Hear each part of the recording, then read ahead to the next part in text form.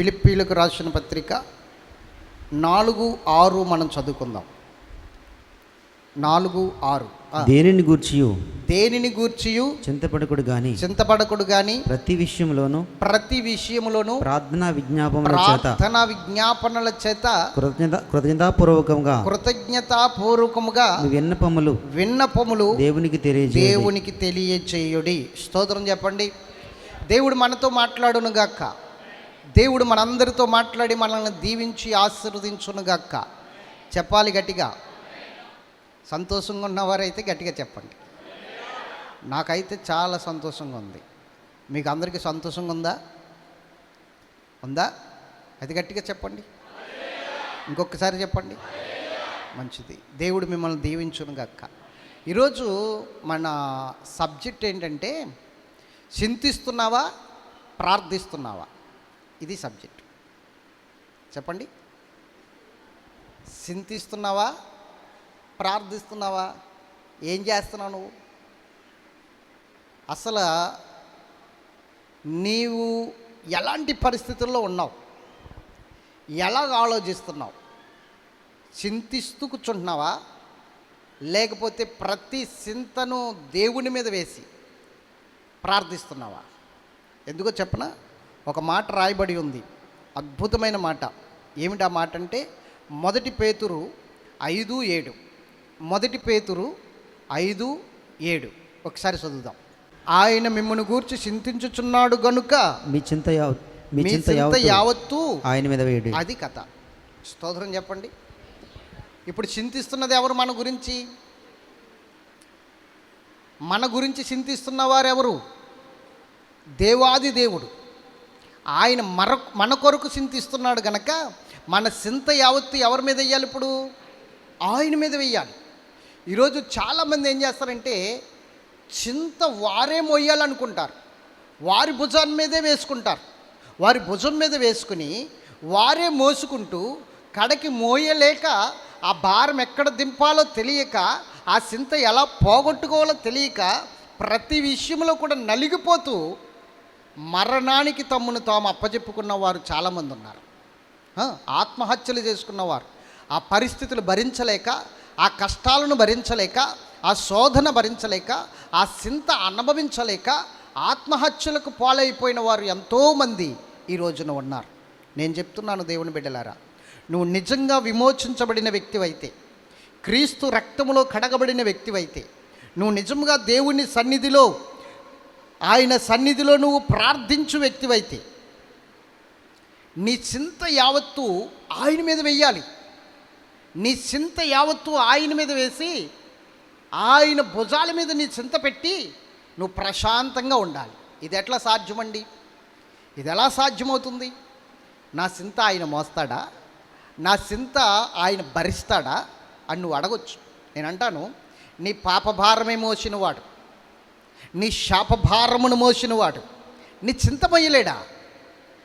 నీ చింత యావత్తు ఆయన మీద వెయ్యి. ఎందుకంటే ఆయన ప్రతి క్షణము నీ గురించి ఆలోచిస్తున్నాడు. ప్రతి క్షణము నీ గురించే తలంచుతున్నాడు.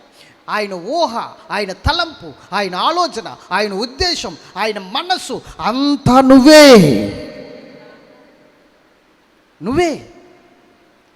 నిన్ను ఆయన పోలికలో చేసుకుని, ఆయన రూపములోనికి తెచ్చుకుని, ఆయన కలగజేసుకున్న తర్వాత నిన్ను లవ్ చేయడం మొదలుపెట్టాడు. నిన్ను ప్రేమించడం మొదలుపెట్టాడు. నిన్ను లవ్ చేస్తున్నాడు. ఆయన నిన్ను ప్రేమిస్తున్నాడు కనుక ఆయన ఆలోచన నువ్వు, ఆయన తలంపు నువ్వు, ఆయన ఉద్దేశం నువ్వు, ఆయనకున్న సమస్తము నువ్వు. అందుకనే నీ కొరకు చింతిస్తున్నాడు. ఆయన నీ కొరకు చింతిస్తున్నాడు. నీ కొరకు చింతించేవాడు ఆయన ఉండగా, నీ కొరకు సమస్తమును చేయగలిగిన వాడు ఆయన ఉండగా, నువ్వెందుకు మళ్ళా స్పెషల్గా ఆ చింతను మోయాలనుకుంటున్నావు? నువ్వెందుకు మరలా ఆ చింతను భుజం మీద పెట్టుకుని తిరగాలనుకుంటున్నావు? తప్పు. నువ్వు చేస్తున్నది చాలా పెద్ద తప్పు. కాబట్టి నేను చెప్పే విషయం జాగ్రత్తగా వినాలి. ఎవరైతే వారి చింత అంతటినీ దేవుని మీద వేసి వారు ప్రార్థించే పని మాత్రం చేస్తారో వారు సక్సెస్ అవుతారు. వారి జీవితంలో అద్భుతమైన మేలులు వారి జీవితంలో చూస్తారు. ఉన్నతమైన మేలులు, ఆశీర్వాదకరమైన జీవితం దేవుడు వారికి అందిస్తాడు. ఉన్నతమైన జీవితాన్ని దేవుడు వారికి అందిస్తాడు. కానీ చాలామంది ఏం చేస్తున్నారంటే ఈ రోజున ఈ సమస్య ఎలా పోద్దో, ఈ కష్టం ఎలా పోద్దో, ఈ ఇబ్బంది ఎలా పోద్దో అని కూర్చుని మూలుగుచూ ఉన్నారు, బాధపడుతూ ఉన్నారు, టెన్షన్ పెట్టుకుంటూ ఉన్నారు, చింతిస్తూ ఉన్నారు, వేదనకి గురైపోతున్నారు. దీనివల్ల వాళ్ళకి వచ్చే నష్టాలు ఏమిటో తెలుసా? లాభాలు కాదు, నష్టాలే. దీనివల్ల వచ్చేది షుగర్, బీపీ, ఇంకా టెన్షన్ వల్ల వచ్చే మానసికమైన వ్యాధులు, భయంకరమైన బలహీనతలు వారు ఈ చింత వలన తెచ్చుకుంటున్నారు. దేవుడు అన్నాడు, చింతించుట వలన నీకేం ప్రయోజనం? నీ సమస్యను ఇంకా పెద్దది చేసుకుంటున్నావు కానీ దాన్ని తొలగించుకోలేవు. నువ్వు చింతించుట వలన. చింతించకండి. ఏమని చెప్తున్నాడంటే, దేనిని గూర్చి చింతపడకుడి, కానీ ప్రతి విషయములోనూ ప్రార్థన విజ్ఞాపనముల చేత కృతజ్ఞతాపూర్వకముగా మీ విన్నపములు దేవునికి తెలియజేయుడి. ఎవరికి తెలియజేయాలి? ఇప్పుడు ఎవరికి తెలియజేయాలి? గడిచిన 2 వారాల క్రితం హిజ్కియా గురించి వాక్యం చెప్పాను, గుర్తుందా? ఎవరి గురించి గుర్తుందా? హిజ్కియా తన రాజ్యం మీదకి శత్రువులు వచ్చినప్పుడు చాలా విస్తారమైన దండు, మిడతల దండు వలె వచ్చారు శత్రువులు, మామూలుగా లేరు. హిజ్కియా రాజ్యం చిన్న రాజ్యం, మిడతల దండు వలె వచ్చింది సైన్యం, శత్రువుల సైన్యం. అలాంటి సమయంలో ఆ సమస్యను పట్టుకెళ్ళి ఎక్కడ పెట్టాడు? ఆ చింతంతా ఎవరి మీద పెట్టాడు? దేవుని మీద పెట్టాడు. ఆ సమస్య పట్టుకెళ్ళాడు, దేవుని మీద పెట్టాడు. ఆ చింతను దేవుని మీద పెట్టాడు. ప్రభువా, ఇది నీ రాజ్యం, నాది కాదు. ఈ రాజ్యం నీది, మేము నీ వారము. ఈరోజు మాకు కష్టం వచ్చిందంటే నీకు వచ్చినట్టే, మాకు సమస్య వచ్చిందంటే నీకు వచ్చినట్టే, అవునా కాదా? అలాగే భావిస్తాడు మన తండ్రి. మన తండ్రి అయిన దేవుడు అలాగే భావిస్తున్నాడు. అందుకే నీ మీదకి శాపం వస్తే, నీ మీదకి పాపం వచ్చే, పాపం ద్వారా శాపం వస్తే ఆ శాపాన్ని, ఆ పాపాన్ని తన మీదకి వేసుకుని నిన్ను విమోచించాడు, నిన్ను రక్షించాడు, తన రక్తంలో నిన్ను పరిశుద్ధపరిచాడు, నిన్ను నీతిమంతునిగా చేశాడు. మన కోసం ఆయన శాపగ్రస్తుడిగా మారాడు. కాబట్టి ఇప్పుడు హిజ్కియా కూడా అదే ప్రార్థన చేస్తున్నాడు. ఈ రాజ్యము నీది, మేము నీ వారము, ఇదిగో ఈ సమస్య నీది, ఇంకా నువ్వేం చేస్తావో చేయి ప్రభు అని చెప్పేసి ప్రార్థన చేస్తుంటే యెషయా ప్రవక్త వచ్చి అంటున్నాడు, అష్షూరు రాజు ఈ యొక్క దేశం మీదకి రాడు, వచ్చినను ఒక బాణమైనను ప్రయోగించడు అన్నాడు. స్తోత్రం చెప్పండి గట్టిగా. ఇంకా ప్రార్థన చేయడం పని ఒక్కటే హిజ్కియాది.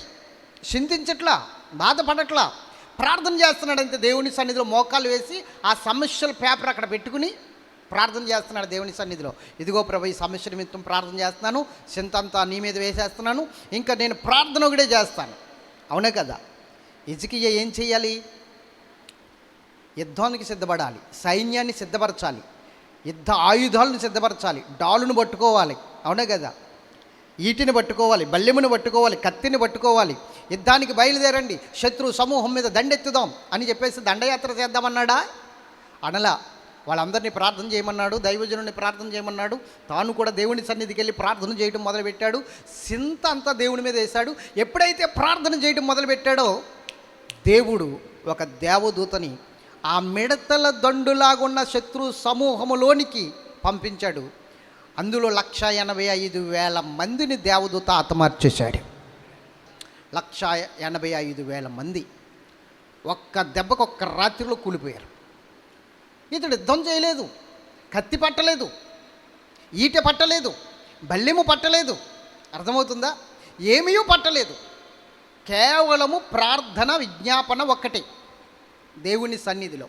ఈరోజు ప్రార్థన విలువ తెలిసినవాడు కానీ, ప్రార్థనలో ఉన్న శక్తి తెలిసినవాడు కానీ దేనికి కృంగిపోడండి, దేని విషయంలో భయపడడండి, దేని విషయంలో కూడా చిగ్గుపడవలసిన పరిస్థితి రాదని ధైర్యముగా ఉండి చింత అంతా దేవుని మీద వేసి తాను మాత్రం ధైర్యంగా ఒకటే విజ్ఞాపన, దేవా సమస్తము నీ ఆత్మ అధ్యక్షతకు అప్పగిస్తున్నాను. ఏమి చేయాలనుకుంటున్నావో, ఎలా నిలబెట్టాలనుకుంటున్నావో, ఏ విధముగా నన్ను బాగు చేయాలనుకుంటున్నావో, ఏ విధముగా నన్ను నడిపించుకోవాలనుకుంటున్నావో పూర్తిగా నీ నడుపుదలకు అప్పచెప్పుకుంటున్నాను. పూర్తిగా నీ వశమైపోతున్నాను. పూర్తిగా నన్ను ఆకర్షించి నన్ను వశము చేసుకుని నడిపించు, నీ కాపుదల్లో ఉంచు అని ఎప్పుడైతే నువ్వు ప్రార్థన చేస్తావో, ఎప్పుడైతే నిన్ను నీవు దేవునికి, దేవుని నడుపుదలకి నిన్ను నువ్వు అప్పజెప్పుకుంటావో, అప్పుడు దేవుడిచ్చే ఆశీర్వాదాలు నీవు చూస్తావు. దేవుడు చేసే యుద్ధం ఆయన శత్రువులతో చేయడం మొదలు పెడతాడు. ఇంకా నీ సమస్యలతో ఆయన యుద్ధం చేస్తాడు, నీ కష్టాలతో ఆయన యుద్ధం చేస్తాడు, నీ బలహీనతలతో ఆయన యుద్ధం చేస్తాడు, నీ శోధనలతో ఆయన యుద్ధం చేస్తాడు. దేవునికి మహిమ కలుగును గాక.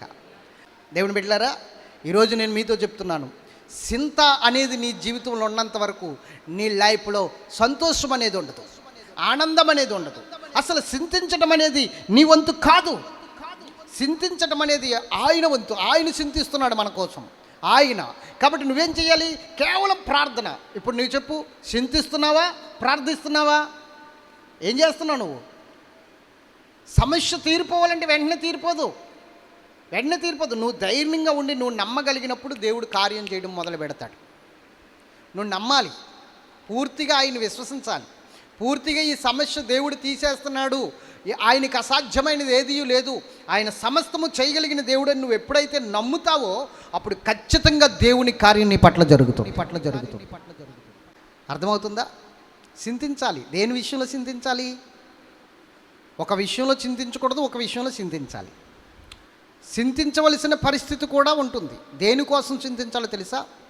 దేవునిలో ఎదగలేకపోతున్నాని, దేవునిలో ప్రార్థించలేకపోతున్నాని, నేను ఎన్ని వారాలు అవుతున్నా కూడా దేవుని సన్నిధికి వెళ్ళి కనీసము బలపడే పరిస్థితి రావట్లేదే, వాక్యాన్ని అర్థం చేసుకోలేకపోతున్నాని, ప్రార్థించడమే ఇంకా నాకు రావట్లేదే, బలహీనమైన మనసుతో ఉంటున్నాను కానీ ఆత్మ సంబంధమైన స్థితిని నేను పొందుకోలేకపోతున్నాను, నేను ఎందుకని దేవుని సన్నిధికి వెళ్తున్నాను, అసలు నా పరిస్థితి ఏమిటి, నేను ఎందుకు మార్పు చెందలేకపోతున్నాను, ఎందుకు చింతించాలి? నువ్వు చింతించవలసిన విషయాలు ఇవి.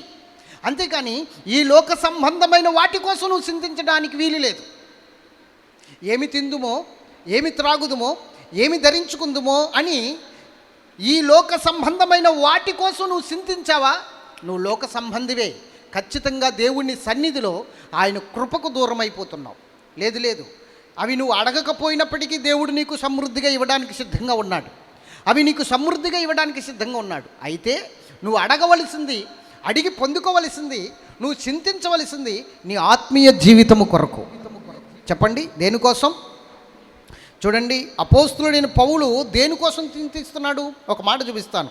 2వ కొరింథీయులకు రాసిన పత్రిక 11:28లో పౌలు గారు ఒక విషయంలో చింతిస్తున్నాడు. ఆయన దేనికోసం చింతిస్తున్నాడు చూద్దాం. చూడండి, 2 కొరింథీ 11:28 చూడండి.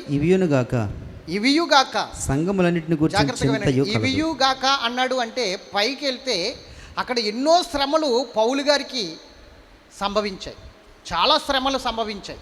ఆ శ్రమలన్నీ చెప్పుకుంటూ వస్తూ ఇవేమీ కాదు కానీ నాకున్న చింత ఏంటి అన్నది చెప్తున్నాడు ఇక్కడ.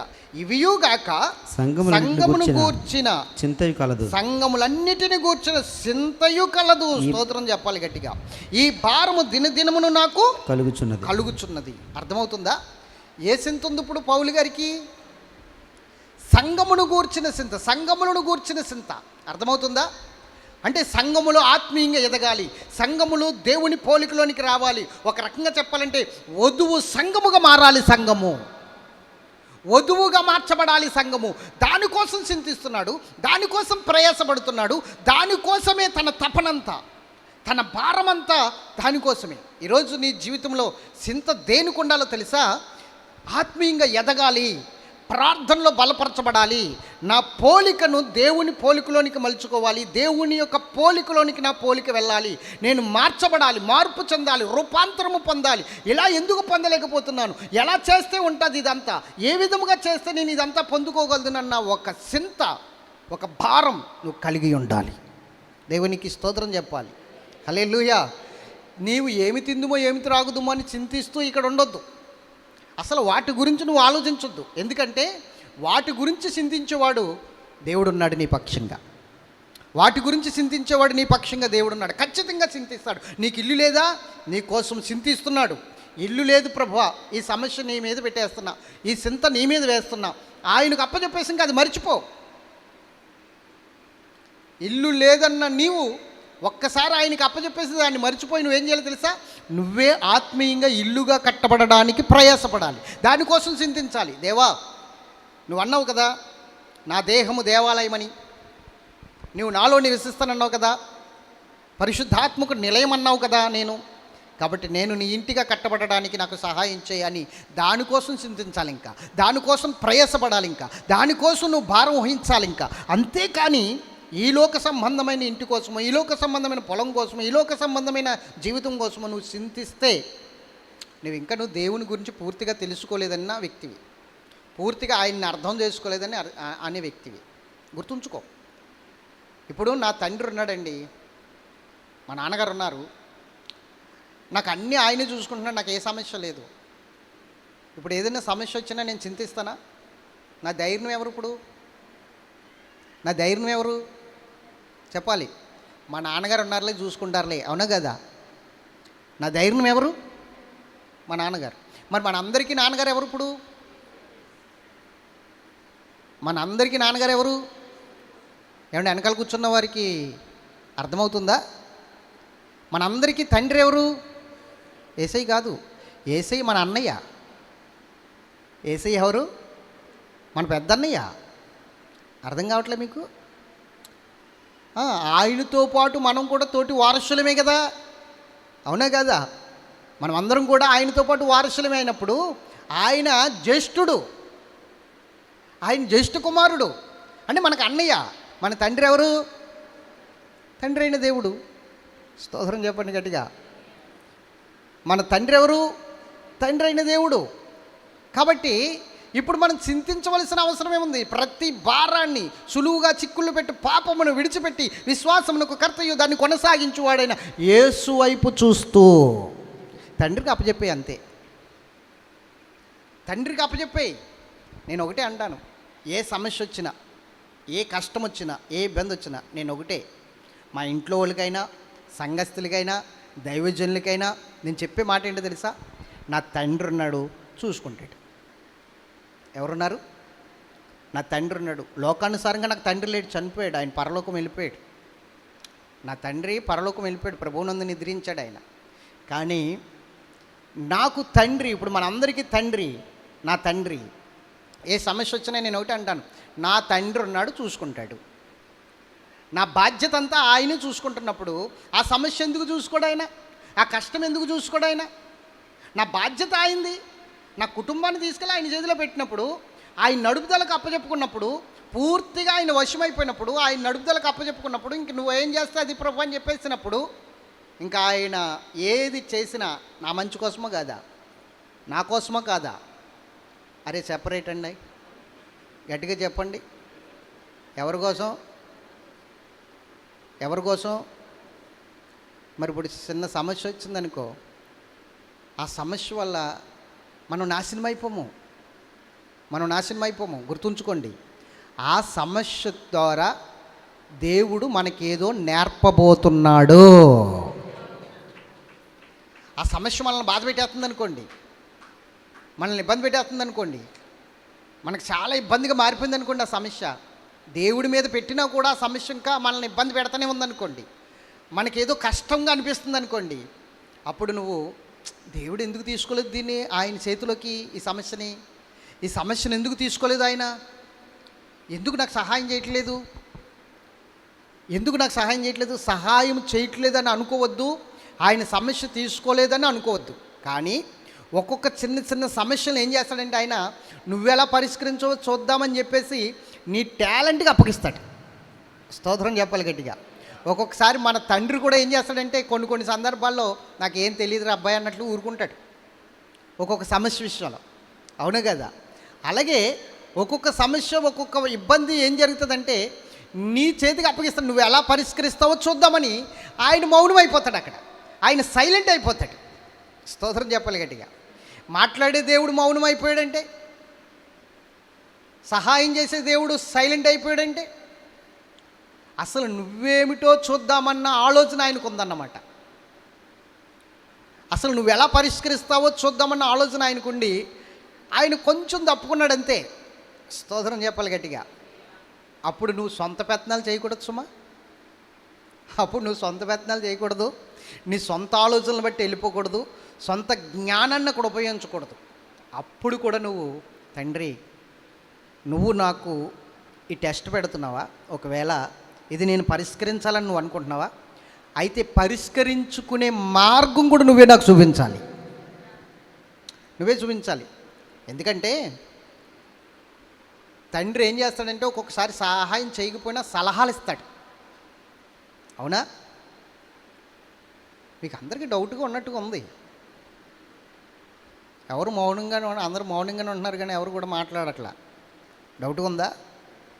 ఒక్కొక్కసారి తండ్రి ఏం చేస్తాడంటే సహాయం చేయకపోయినా ఏం చేస్తాడు, సలహాలు ఇస్తాడు. ఇలాగా అలాగా ఇలాగా అలాగా అని. అవునా? అవునా కాదా? అది అప్పుడు నువ్వేం చేయాలంటే ఆలోచనకర్తవైన దేవా, నాకు ఇప్పుడు ఆలోచన కావాలి, నాకు ఆలోచన చెప్పు, నాకు మంచి సలహాదారుడిగా నాకు సలహా చెప్పు. నేను ఇప్పుడు ఏ స్టెప్ తీసుకోవాలి, ఏ విధముగా స్టెప్ నేను రాంగ్ స్టెప్ తీసుకోకుండా నేను ఏ విధముగా తీసుకోవాలి, ఏ విధముగా నడవాలి, ఏ విధముగా వెళ్ళాలి, నాకు ఒక సహాయం చేయి, కనీసం నాకు సలహా చెప్పు, నాకు ఆలోచన చెప్పు. చెప్పాలి. నాకు మార్గమును ఉపదేశమును ఆలోచనను గ్రహించి నాకు పాడాలి.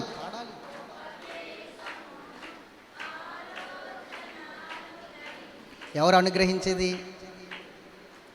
ఎవరు ఆలోచన? అందుకే ఆయన పేరేంటో తెలుసా? ఆలోచనకర్త. ఆయనకి ఏం పేరు ఉంది? ఆలోచనకర్త. నీకేదైనా కొంచెం తెలియని పరిస్థితి, తికమక పడే పరిస్థితి, అర్థం కాని పరిస్థితి, ఎట్టెల్లాలో తోసని పరిస్థితి, మోకాళ్ళే ఆయన పాదాల దగ్గరికి వెళ్ళు, ఆలోచన చెప్పు ప్రభువా, నాకు సలహా చెప్పు ప్రభువా, ఎట్టి వెళ్ళాలో నాకు చూపించు ప్రభువా. ఎందుకంటే ఆయన నిజముగా నీకు సహాయం చేయబోతున్నాడు కనుక. మనుష్యుడు కాదు నమ్మించి మోసం చేయడానికి దేవుడు. దేవుడు నీకు సహాయం చేసే దేవుడు, సహాయం చేయబోతున్న దేవుడు. కాబట్టి ఇంత గొప్ప దేవుణ్ణి, ఇంత మంచి దేవుణ్ణి నువ్వు కలిగి ఉండి కూడా చింతిస్తున్నావు అంటే ఇంకెంత భయంకరమైన పరిస్థితి ఒకసారి ఆలోచించు. 1,00,000 రూపాయల సమస్య వచ్చినా చింతించను, 1,00,00,000 రూపాయల సమస్య వచ్చినా చింతించను. మాటలే కానండి, 1,00,00,000 రూపాయల సమస్య వస్తే చింతించకుండా ఉంటారంటే వచ్చింది, నాకు 1,00,00,000 రూపాయల సమస్య వచ్చింది, మీకు అందరికీ తెలుసు. అవునా కదా? మరి నేను చింతించానా? నా పెదవుల మీద నవ్వు పోలా, నా ముఖంలో దుఃఖం కనబడలా. ఆయన పాదాలు పట్టుకున్నాను అంతే. ప్రభువా, ఈ సమస్య కూడా నీ చేతులు పెడుతున్నా, నువ్వేం చేస్తావో చెయ్యి, నేను మాత్రము నిమిత్త మాత్రుణ్ణి, నేను ఫ్రీ అయిపోతున్నానని చెప్పేసి అమ్మయ్యా అని విశ్రాంతి తీసుకున్నాను. ఎప్పుడు? సమస్య తీరిపోయాక కాదు, సమస్య ఆయన చేతులు పెట్టాక. స్తోత్రం చెప్పాలి. ఎవరైనా సరే సమస్య తీరిపోయిన తర్వాత అమ్మయ్య అనుకుంటారు, కానీ నేనేం చేస్తాను తెలుసా? ఆ సమస్య ఆయన చేతిలో పెట్టేసిన తర్వాత భారమంతా పోయినట్లుగా ఎంతో తేలికగా అమ్మయ్య అనుకుంటాను నేను. స్తోత్రం చెప్పాలి గట్టిగా. అమ్మయ్య అనుకుని నేనేం చేస్తానంటే అప్పుడే ఆయన చేతిలో ఎప్పుడైతే పెట్టానో అప్పుడే సమస్య పోయినట్లుగా ఫీల్ అవుతాను నేను. ఆ కష్టమంతా పోయినట్లుగా ఫీల్ అవుతాను. అయిపోయింది, ఇంకా నాకు లేదు, ఆ సమస్య లేదు, ఆ కష్టం లేదు అన్నట్లుగానే నేను భావిస్తాను. ఇంకా ఆయనకు అప్పచెప్పేదాకా నాకు మనశ్శాంతి ఉండదు. వెంటనే మోకాలు వేయాలా, ప్రార్థన చేయాలా, ఆయనకు అప్పచెప్పేయాలా. అప్పచెప్పేసిన తర్వాత నాకు ఎంత ప్రశాంతంగా ఉంటుందంటే ఇంకా హ్యాపీ. స్తోత్రం చెప్పాలి. అప్పచెప్పేదాకా ఆకలేదు, అప్పచెప్పిన తర్వాత ఎంత తిన్నా ఆకలి తీరదు. స్తోత్రం చెప్పాలి గట్టిగా. అప్పచెప్పేదాకా నిద్ర పట్టదు, అప్పచెప్పిన తర్వాత ఎంతమంది లేపినా లేగను, అంత మొత్తు. స్తోత్రం చెప్పాలి గట్టిగా. హల్లెలూయా. దేవుని బిడ్డలారా గమనించండి, ఎప్పుడైతే నీవు ఆయన చేతిలోనికి వెళ్ళావో ఇంకా డైరెక్షన్ అంతా ఆయింది. కేవలం యాక్షనే నీది, అంతే. యాక్షనే నీది, డైరెక్షన్ ఎవరిది? ఎవరి వాళ్ళ డైరెక్షను? ఇప్పుడు యాక్షన్ ఎవరు చేయాలా? అది ఇంకేమీ లేదు నీ చేతిలో. పూర్తిగా ఆయన కంట్రోల్లోకి వెళ్ళాలా. అప్పుడు సమస్తమును కూడా నీకు మేలులు అనుగ్రహించి నీ ముందు పెడతాడు ఆయన. నీ మార్గములను సరళము చేస్తాడు ఆయన. అర్థమైందా లేదా? చెప్పాలి. చింతించకండి. ఎంత పెద్ద సమస్య అయినా సరే, ప్రాణాల మీదకి వచ్చిందైనా సరే, చాలా తేలిగ్గా తీసుకోండి, చాలా కూల్గా ఉండండి. ఎందుకంటే సమస్యలను తీసి పాడవేసే దేవుడు మనకున్నాడు. అవునా కాదా? ఇంకోటి చెప్పనా, ఎక్కడ కూడా ఓడిపోవు. నువ్వు ఓడిపోయే పరిస్థితి రాదు. ఎందుకో చెప్పనా, ఆయన ఓడిపోలేదు కాబట్టి, ఆయన జయశీలుడు కాబట్టి, జయశాలి, జయించినవాడు. నువ్వెందుకు ఓడిపోతావు? ఓడిపోవు, అస్సలు ఓడిపోవు. చిగ్గుపడకు. భారము యెహోవా మీద మోపము, నీ పన్నుల భారము యెహోవా మీద మోపము, అప్పుడు నీ ఉద్దేశములన్నీ సఫలమవుతాయి. నీ పన్నుల భారం అంతా దేవుని మీద మోపు, సమస్తము ఆశీర్వాదకరంగా మార్చేస్తాడు ఆయన. అశాంతితో ఉన్నావా, అసమాధానంతో ఉన్నావా, శాపగ్రస్తమైన జీవితాన్ని కొనసాగిస్తున్నావా? ఈరోజు యేసు పాదాలు పట్టుకుని ఆయన రక్తంలో కడగబడి ఒక్కటే మాట, ప్రభువా నన్ను అంగీకరించి పూర్తిగా నీ స్వాధీనం చేసుకో, నా సమస్తము నీకు అప్పగిస్తున్నానని చెప్పేసి ఆయన భుజం మీద పెట్టి, ఇంకేదొచ్చినా ఆయన చూసుకుంటాడు అంతే. సమస్తం ఆయనే చూసుకుంటాడు. ఇంక నువ్వు అలా ఉంటావు అంతే. కానీ ఘనత, ఆశీర్వాదం, నెమ్మది, సమాధానం, మంచి పేరు నీకు కలగజేస్తాడు దేవుడు. చేసిందంతా ఆయన చేసేస్తాడు. కానీ క్రెడిట్ ఎవరికి ఇస్తాడు? ఎవరికి ఇస్తాడు? మాట్లాడరే. అరే దావీదు నీకెందుకు, నువ్వు ఆ రాడటికలు కొట్టు, నేను వెనకాల ఉండి చూసుకుంటానన్నాడు దేవుడు దావీదుతో. అన్నాడా లేదా? మాట్లాడరే. నీకెందుకు, నువ్వు ఆ రాడట్టుకెళ్ళి ఒడిషాలు వేసి కొట్టు వాడిని, నేను చూసుకుంటాను అన్నాడు. అలాగే ప్రభు అని చెప్పేశాడు. చిన్న రాడట్టుకెళ్ళాడు. వాడు ఎంత ఉన్నాడు తెలుసా? దగ్గర ఈ సీలింగ్ అంత హైట్ ఉన్నాడు. ఈ సీలింగ్ అంత హైట్ ఉన్నాడు వాడు. కండలు తిరుగున్నాడు. వాడి దగ్గర ఉన్న కత్తి సుమారు దావీదు కన్నా పెద్దది. దావీదు కన్నా చాలా పెద్దది. దావీదు మీద పొడుగ్గా ఉంది కత్తి. దావీదు ఎంత ఉన్నాడంటే ఎంత ఉన్నాడు, భూమిలోకి ఉన్నాడు. గొలియాతుని ఇలా చూస్తున్నాడు దావీదు. గొలియాతేమి ఇలా చూస్తున్నాడు దావీదుని, ఏదో లోయలో గోతులో ఉన్నట్టు. రే నువ్వు బాలుడురా, పిల్లవాడివి, నువ్వు వస్తావా నన్ను చంపడానికి? నేనే చంపేస్తాను నిన్ను అంటున్నాడు. ఎలా చంపుతావురా, కర్ర తీసుకొచ్చావంటే నేను ఏమైనా కుక్కనా అంటున్నాడు. యెహోవా నామంలో నిన్ను నేను చంపేస్తాను అంటున్నాడు. అంతున్నాడు వాడు. అంత హైట్ ఉన్నాడు. హే పోరా, పిల్లలతో నేను యుద్ధం చేయను, వెళ్ళిపో అంటున్నాడు. కుదరదు, నువ్వు చేయవలసిందే అంటున్నాడు. అసలు ఈ బాలుడు అనగా మన భాషలో, మన వాడిక భాషలో ఈ బొడ్డోడు ధైర్యం ఏంటంటారు? మన వాడిక భాషలో దేవునికి స్తోత్రం చెప్పాలి. ఈ బొడ్డోడు ధైర్యం ఏంటి చెప్పండి రా, చెప్పండి. తెలీదా? దావీదు ఎవరిని బట్టి ధైర్యం తెచ్చుకుంటాడో తెలుసు ఎప్పుడుని? 1 సమూయేలు గ్రంథం 30 చదవండి. ఎవరిని బట్టి ధైర్యం తెచ్చుకుంటాడో చూద్దాం. దావీదు తన దేవుడైన యెహోవాను బట్టి ధైర్యం తెచ్చుకొని. అది కథ. స్తోత్రం చెప్పండి గట్టిగా. ఒరే బాబు, నీ ధైర్యం ఏంటిరా అంటే, నా ధైర్యం రాడు అండు, నా ధైర్యం ఒడిసేలా అండు, నా ధైర్యం నేనే అండు, లేకపోతే నా ధైర్యం రాజు అండు, లేకపోతే నా ధైర్యం మా అన్నగారులు ఉన్నారు ఇక్కడ వాళ్ళు అండు. మరి నీ ధైర్యం ఏంటంటే, నా ధైర్యం ఏంటంటే గొలియాతు వెనకాల దేవుడు ఉన్నాడు, ఆయనే నా ధైర్యం. ఎవరు?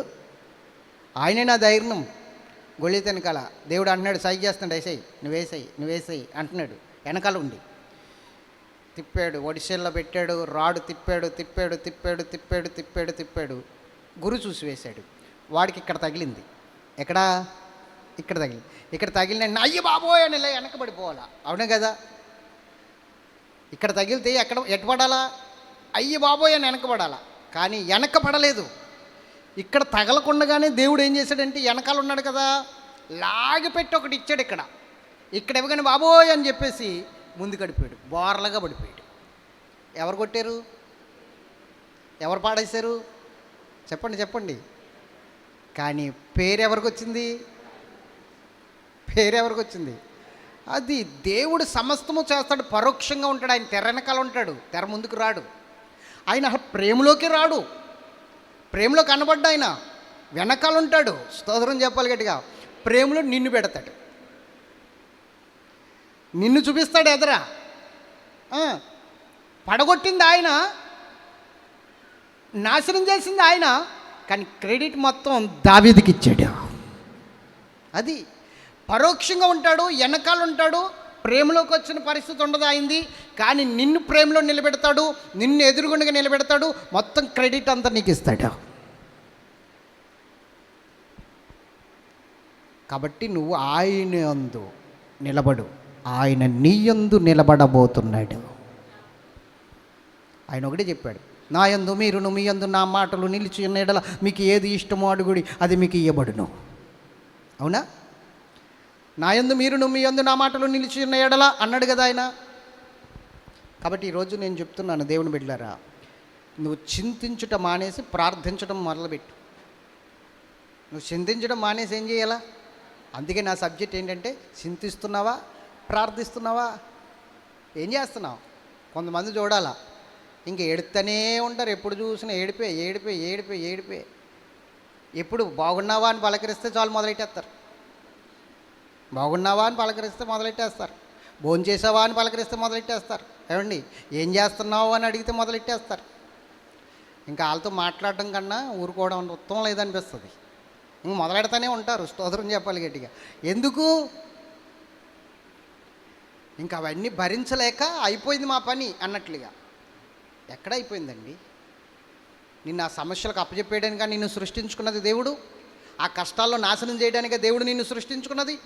ఆ ఇబ్బందుల్లో నిన్ను పాడు చేయడానికి, మొత్తానికి నాశనానికి పాడేయడానిక నిన్ను సృష్టించుకుని నిలబెట్టుకున్నది దేవుడు కాదు. నీ ఆలోచనలో తప్పుంది, నీ ఉద్దేశంలో తప్పుంది, నీ యొక్క పరిస్థితి, నీ నడవడికలో తప్పుంది. ఒక్కసారి ఆలోచించు, నిలబడి ఆలోచించు, ఒక్క క్షణం ఆలోచించు. నీ పొరపాట్లు ఏంటో నీకు అర్థమవుతాయి. సరి చేసుకుంటే అంత అద్భుతముగా మారబోతుంది. ఒక్క నిమిషం ఆలోచించు, పరిస్థితులు ఏంటో అర్థమవుతాయి. నిన్ను ఆ నాశన కోపంలో పాడేయడానికి సృష్టించుకోలేదు, నిన్ను నాశనం చేయడానికి సృష్టించుకోలేదు, నిన్ను పతనం చేయడానికి సృష్టించుకోలేదు.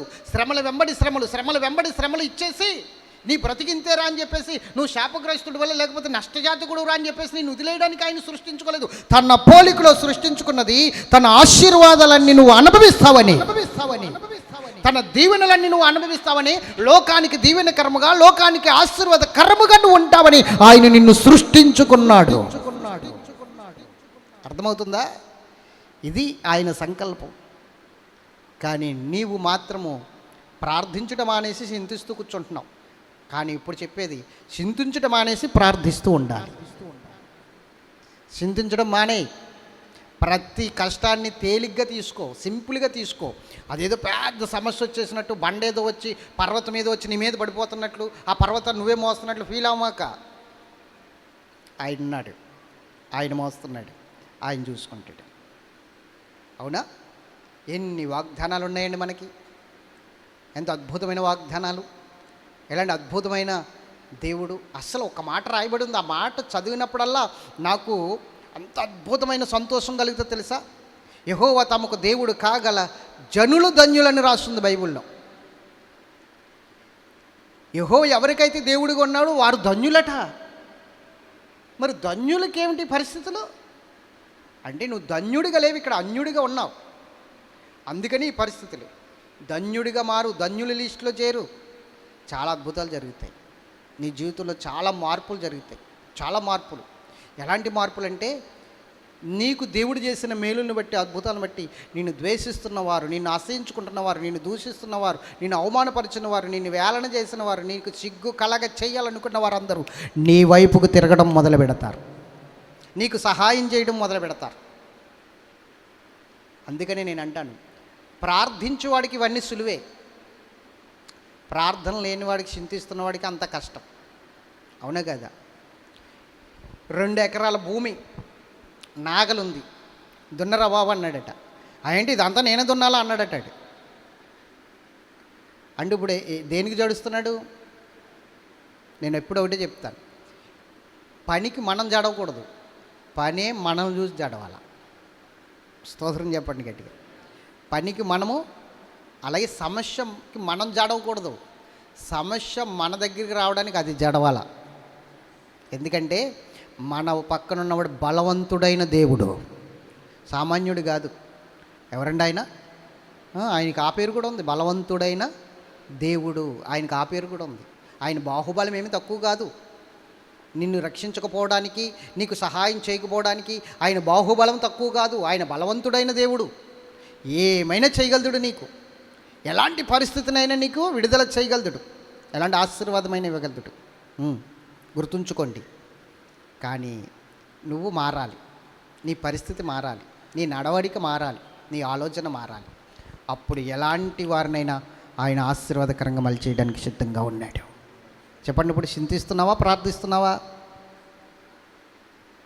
ఏం చేస్తున్నావు బ్రదర్? చింతిస్తావా, ప్రార్థిస్తావా? చెప్పాలి.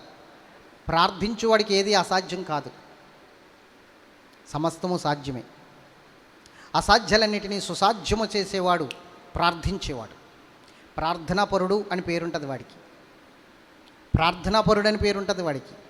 అసాధ్యములన్నీ సుసాధ్యములు చేసుకుంటాడు. ఎటువంటి ప్రాబ్లం ఉండదు ఇంకోడికి. ఎలాంటి సమస్య వచ్చినా ధైర్యంగా ఉంటాడు. ఏంట్రా బాబు, ఓ పక్క నుంచేమో ఆ సమస్య, పక్క నుంచి ఈ సమస్య చుట్టుముట్టుకుని వచ్చేసినా నువ్వేంటి అంత ధైర్యంగా మాట్లాడుతున్నావు ఏంటి అంటే, ఇవన్నీ నాకు వచ్చినా నేను అనుభవించను. ఎందుకంటే వీటన్నిటిని సిట్టుగులో తీసేసేవాడు నా పక్కన ఉన్నాడు. ఈ సాక్ష్యం ఉండాలి నీకు. నేను చెప్తున్నాను, చెప్పడం సులువేనండి, కానీ నిలబడమే కష్టం అని మీరు అనుకోవచ్చు. కానీ అలాంటి పరిస్థితుల్లోంచి వచ్చిన వాడిని నేను ఎక్కడి నుంచి పైనుంచి వచ్చి మాట్లాడట్లా, కింద నుంచి వచ్చిన వాడిని, గోతులోంచి వచ్చిన వాడిని. అవునా? అక్కడి నుంచి వచ్చిన వాడిని. చాలామందికి తెలుసు, ఈ ఊర్లో వాళ్ళందరికీ తెలుసు. ఎందుకంటే ఇక్కడే పుట్టి పెరిగాను కదా నేను. ఈ ఊర్లో ఉన్నవారందరికీ నేను తెలుసు. నాను తెలియని వాడు ఎవడనూ లేడు. నాన్న అందరికీ తెలుసు. దేవునికి మహిమ కలుగును గాక. అవునా కదా? వ్యవహారంలో అందరికీ తెలుసు. నేను ప్రతి ఒక్కరికి కూడా నా పరిస్థితి ఏంటో, నా జీవితం ఏంటో అంతా తెలుసు. సడన్గా మార్పు ఏంటి? సడన్గా వీళ్ళు మార్పు, సడన్గా వాళ్ళలోనికి యేసయ్య వచ్చాడు, అందుకే మార్పు. స్తోత్రం చెప్పండి గట్టిగా. సడన్గా నీలోకి యేసయ్య రావాలా, అప్పుడు మార్పు వస్తుంది. నీలోకి యేసయ్య రాకుండా మార్పు ఎలా వస్తుంది? నీలోకి యేసయ్య రావాలా. నా యందు మీరును, మీ యందు నేనును అన్నాడుగా. ఆయన మన యందు నిలిచినప్పుడు మార్పు వస్తుంది. మనలో ఆయన లేకుండా మనం చేసి అన్ని వికృత పనులు చేస్తున్నప్పుడు, దేవునికి అసహ్యమైన పనులు చేస్తున్నప్పుడు, దేవునికి అసహ్యంగా ఉండి ఆలోచిస్తున్నప్పుడు, ఆయన మనలో లేనప్పుడు మనలో మార్పు ఎలా వస్తుంది? ఆయన మనలో ఉంటే మనలో మార్పు వస్తుంది. జక్కీకి అంత మార్పు ఏంటి? జక్కయ్య లాక్కుండమే కానీ ఇవ్వడం ఏంటి? జక్కయ్య ఇంటికి యేసుబాబు వచ్చాడు, అందుకు మార్పు. స్తోత్రం చెప్పాలి గట్టిగా. నీ ఇంటికి వస్తే, నీలోనికి వస్తే నీకు మార్పు వస్తుంది. అర్థమవుతుందా? కాబట్టి మొదలుపెట్టు, ప్రార్థించడం మొదలుపెట్టు.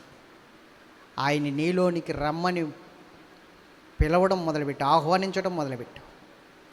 మార్పు వచ్చేస్తుంది, ఆటోమేటిక్గా వచ్చేస్తుంది. నీ జీవితాన్ని చూసి నువ్వే ఆశ్చర్యపోతావు. ఒక్కొక్కసారి నేను, ఇది నా జీవితమా, ఇది నా కుటుంబమా, ఇది నిజమా, ఇది కళ నిజమా అనిపిస్తుంది. ఒక్కొక్కసారి దేవుడు చేసే కార్యాలను చూస్తున్నప్పుడు ఒక్కొక్కసారి గొక్కబెట్టి ఏడ్చేయాలనిపిస్తుంది, ఎక్కెక్కిబడి గట్టిగా ఏడ్చేయాలనిపిస్తుంది ఒక్కొక్కసారి. కానీ నాలో నేనే కన్నీరు కార్చి కృతజ్ఞతాస్తుతులు చెల్లిస్తాను దేవునికి. ఒక్కొక్కసారి ఎంత గట్టిగా ఏడవాలనిపిస్తుందో తెలుసా? దేవుడు చేసిన కార్యాలకి సంతోషంగా. ఏడవడం గట్టిగా ఏడాలనిపిస్తే ఎవడో కొట్టేయడని కాదు, ఎవడో తిట్టేస్తున్నాడని కాదు. దేవుడు చేసే కార్యాలుగా సంతోషానికి ఒక్కసారి ఆయన నిజంగా ఉంటే ఆయన పాదాల మీద పడి, లేకపోతే ఆయన కౌగిలించుకుని ఎంత గట్టిగా ఏడ్చేయాలనిపిస్తుంది. అలాగా ఆయన కనిపించకుండా అన్ని అద్భుతాలు చేస్తూ వస్తుంటాయి. అంత గొప్ప దేవుడండి. ఎలాగండి ఆయన్ని పక్కన పెట్టి బ్రతుకుతాం?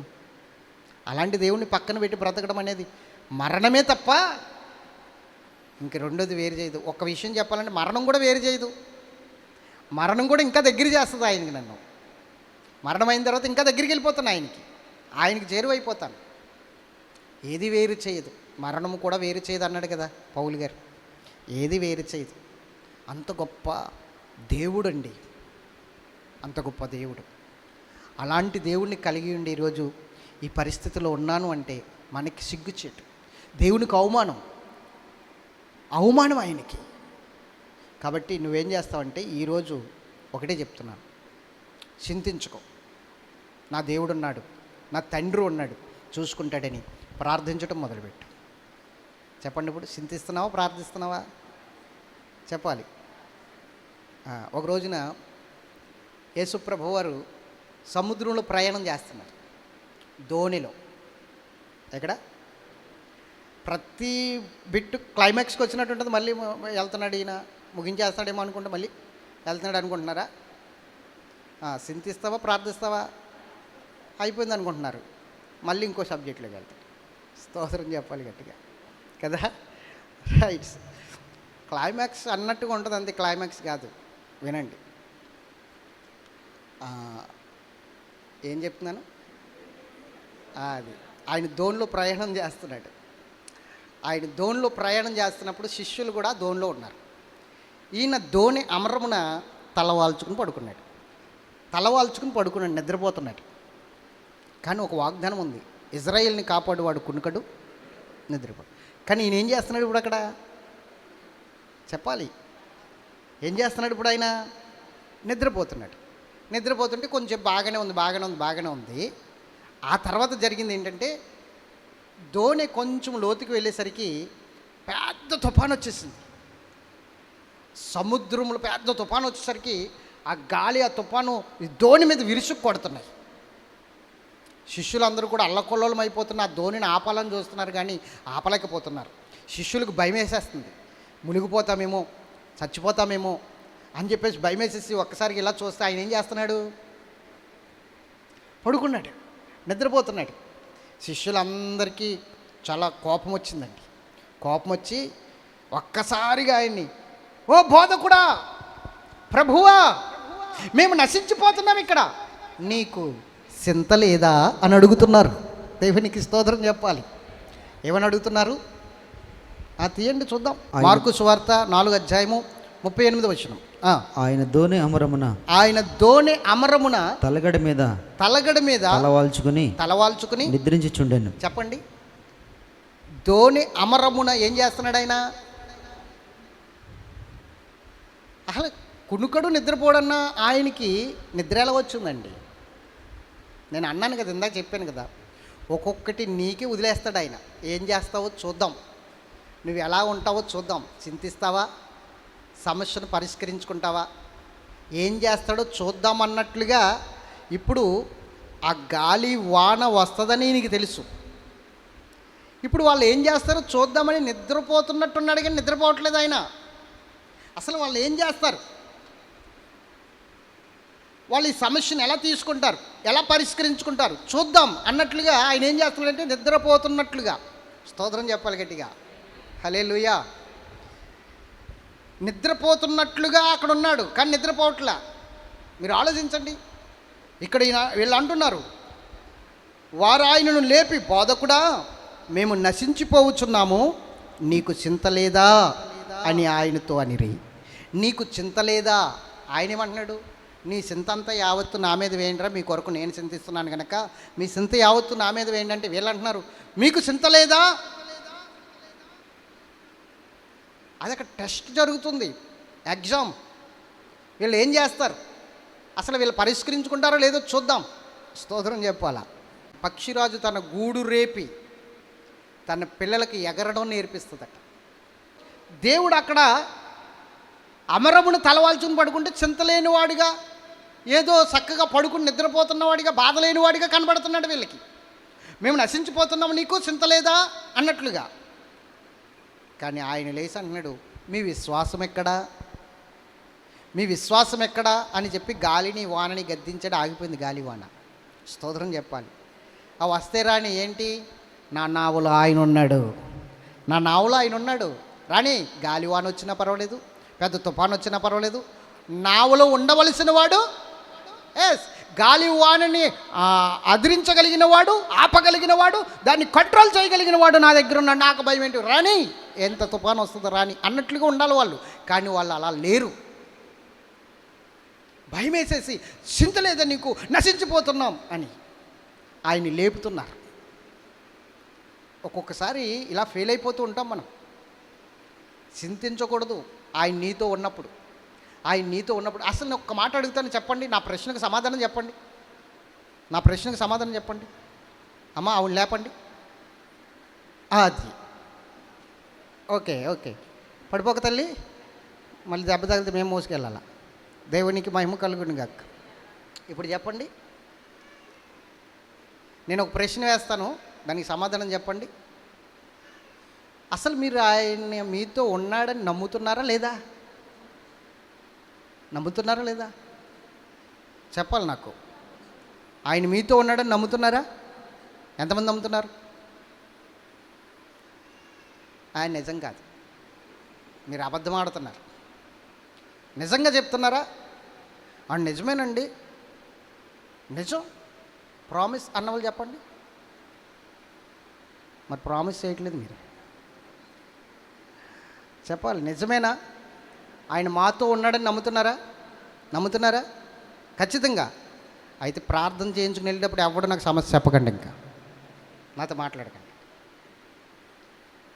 నమ్మితే అంతే. నమ్ముతున్నారా లేదా? నాకు ఇవాళ రెస్ట్ దొరుకుతుంది. దేవునికి మహిమ కలుగుని గాక. ఇంకొకసారి చెప్పండి, నమ్ముతున్నారా? మరి ఎందుకండి చింతిస్తారు? ఎందుకండి బాధపడతారు? దేనికోసం దుఃఖం? దేనికోసం సమస్య, బాధ? అవసరం లేదు. దేవుడు ఈరోజు నేను పరిపూర్ణంగా దర్శించబోతున్నాడు. అసలు చింత ఎందుకు వస్తుంది చెప్పనా? మార్త ఏం చేస్తుంది చెప్పండి నాన్న? పనులు పెట్టేసుకుని అటు ఇటు తిరిగేసి వంటగదిలోకి వెళ్తుంది, బయటకు వస్తుంది, వంటగదిలోకి వెళ్తుంది, బయటకు వస్తుంది, ఒక ఉల్లిపాయ వస్తుంది, బయటకు వస్తుంది, మళ్ళీ ఒక రొట్టె వస్తుంది, బయటకు వస్తుంది. ఇలాగ బయటికి లోనికి తిరిగేసి ఆఖరికి చెంగు తులిపేసి చెమటలు తుడిచేసుకుని ప్రభుతో ఏమంటుందో తెలుసా? ఇప్పుడు తీయండి, లోకాసు వార్త 10:40. ప్రభుతో ఏమంటుందో చూడండి. శిష్యులు ఏమన్నారు, ఇప్పుడు ప్రభుతో ఈమెమంటుందో చూడండి. మార్త విస్తారమైన పని పెట్టుకోండి చేత. దేని చేత? అది మన కర్మ. దేవుని సన్నిధికి చోటు ఇవ్వకుండా, దేవుడికి చోటు ఇవ్వకుండా అసలు చింత ఎందుకు వస్తుందో తెలుసా?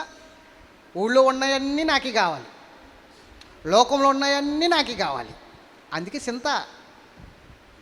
సుఖాన్ని ఉన్న పేనని దుఃఖాన్ని పెట్టుకోవడం కదా అబ్బాయ్యా. మాట్లాడవేటి? అవునా కదా? సుఖాన్ని ఉన్న పేనని దుఃఖాన్ని పెట్టుకోవడమేగా. ఊళ్ళో ఉన్నాయన్నీ నాకు కావాలా, ఇవన్నీ నాకు కావాలా అంటే మరి దుఃఖమే, చింతే, ఇంకేమవుతుంది? చదవండి. మార్త విస్తారమైన పని పెట్టుకుని చేత తొందరపడి ఆయన యొద్దకు వచ్చి ప్రభువా నేను ఒంటరిగా పని చేసుకున్నట్టుకు నా సహోదరుని విడిచిపెట్టినందున నీకు చింత లేదా? ఇక్కడ చూడండి ఎంత దారుణమో. ఈవిడ కూడా ఏమంటుంది? నీకు చింత లేదా? నిన్ను ఎవడ పెట్టుకోమన్నాడు అని పనులు, విస్తారమైన పనులు ఎవడ పెట్టుకోమన్నాడు? పెట్టుకుని అంటుంది, నేను ఒక్కదాన్నే కష్టపడుతున్నాను కదా ప్రభువా, నా సహోదరి ఏమో నీ దగ్గర కూర్చుని నీ మాటలు వింటుంది కదా, నేనేమో లోనికి వెళ్తున్నాను, బయటకు వస్తున్నాను, నా శ్రమ గుర్తిస్తారేమో అనుకుంటున్నాను, నా శ్రమను చూస్తారేమో అనుకుంటున్నాను అని చెప్పి ఇంకా తట్టుకోలేక, నేను ఇన్ని పనులు చేస్తున్నాను కదా ఒక్కదాన్ని, నా సహోదరుని నాకు సహాయం చేయమని పంపకుండా నేను ఒక్కదాన్ని చేస్తుంటే చూస్తున్నావే, నీకు చింత లేదా అని అడుగుతుందండి. శిష్యులు అడుగుతున్నారు, ఇక్కడ ఈమె అడుగుతుంది, రేపు నువ్వు అడుగుతావు. అందుకే ఈరోజు నేను చెప్పేస్తున్నాను, అడక్కో. స్తోత్రం చెప్పాలి గట్టిగా. అవును కదా? ఒకటే విషయం, అన్ని పనులు ఎందుకు? మార్తకి ఎందుకు చింత వచ్చిందో చెప్పనా? విస్తారమైన పనులు పెట్టుకుని ఉంటే చేత తినడానికి ఖాళీ ఉండదు, పడుకోవడానికి ఖాళీ ఉండదు, ఏమండి, బంధువులతో గడపడానికి ఖాళీ ఉండదు, స్నేహితులతో ఉండడానికి ఖాళీ ఉండదు, ఆఖరికి ప్రార్థించడానికి కూడా ఖాళీ ఉండదు, దేవుని సన్నిధికి వెళ్తే కూడా ఖాళీ ఉండదు. Busy busy busy busy. ఎంత బిజీ అంటే స్తోత్రం చెప్పాలి. మరణం వచ్చి ఈరోజు నేను తీసిపోతున్నానంటే ఇవాళ ఖాళీ లేదు, రేపు రాన్న రకం నువ్వు.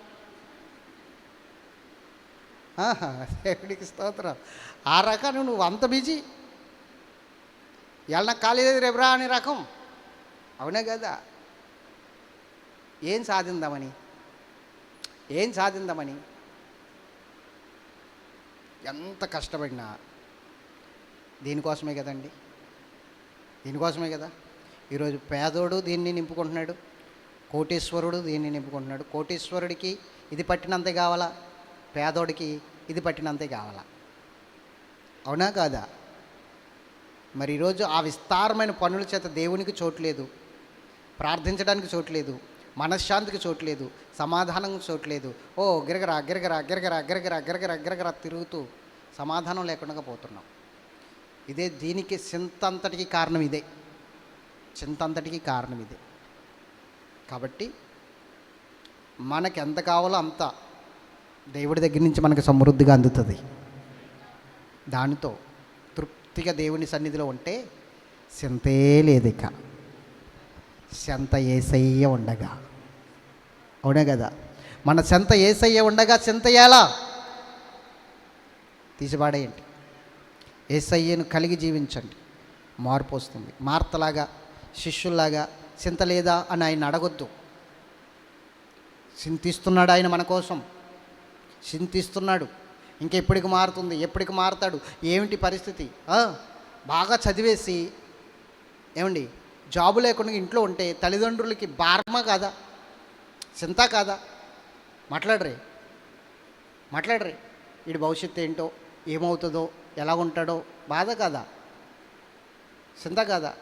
అలాగే దేవుని దృష్టిలో ఇప్పుడు మన గురించి చింత ఆయనకి ఎందుకు? ఇన్ని వారాల నుంచి వస్తున్నాడు, ఇన్ని సంవత్సరాల నుంచి వస్తున్నాడు, కనీసం ప్రార్థించడం రావట్లేదు. ఏం చేస్తాడు? రేపు పొద్దున పరలోకం ఎలా వస్తాడు? అంతే కదా. మనకేంటి, వీడికి ఏ జాబు రాలేదు, ఏ పని చేయట్లేదు, ఎలా బ్రతుకుతాడు, రేపు పొద్దున్న భార్య బిడ్డలను ఎలా బ్రతికించుకుంటాడు అని మన చింత. ఆ తండ్రికి చింత ఏంటి? వీడికి ప్రార్థించడం రావట్లేదు, ఆత్మీయంగా ఉండడం రావట్లేదు, ఆత్మీయంగా నడవడం రావట్లేదు, ఇంకా దేవుని సన్నిధిలో ఏ విధంగా ప్రార్థించాలో, ఏ విధంగా నడవాలో, ఏ విధంగా అడగాలో ఇవన్నీ తెలియట్లేదు. వీడి పరలోకం ఎలా వస్తాడు, ఎప్పటికి వస్తాడు, నా రాకడ దగ్గరకు వస్తుందని ఆయన చింత. అందుకని ఆయనకి చింత ఉంది, చింత లేదంటావేంటి? చింతిస్తున్నాడు ఆయన మన కోసం, అందుకని చింత యావత్తు ఆయన మీద వేసి. అర్థమవుతుందా లేదా? అర్థమైన వారు గట్టిగా స్తోత్రం చెప్పండి. ఇంకొకసారి చెప్పాలా? ప్రార్థించుకుందాం, మోకరించండి. ఇంక క్లైమాక్స్లోకి ఇదే, ఇంక మళ్ళీ వెళ్తే ఏదో ఒకటి వస్తుంది. బ్రేకులు ఉండవు. నాకు ప్రాబ్లం ఏంటంటే ప్రారంభించడం తప్ప ముగించడం తెలియదు నాకు, అందుకని సడన్గా ముగించా. ప్రార్థన చేసుకుందాం. చింతిస్తున్న వారందరూ కూడా లేచి నిలబడండి. ప్రార్థించాలనుకున్న వారందరూ మోకరించండి.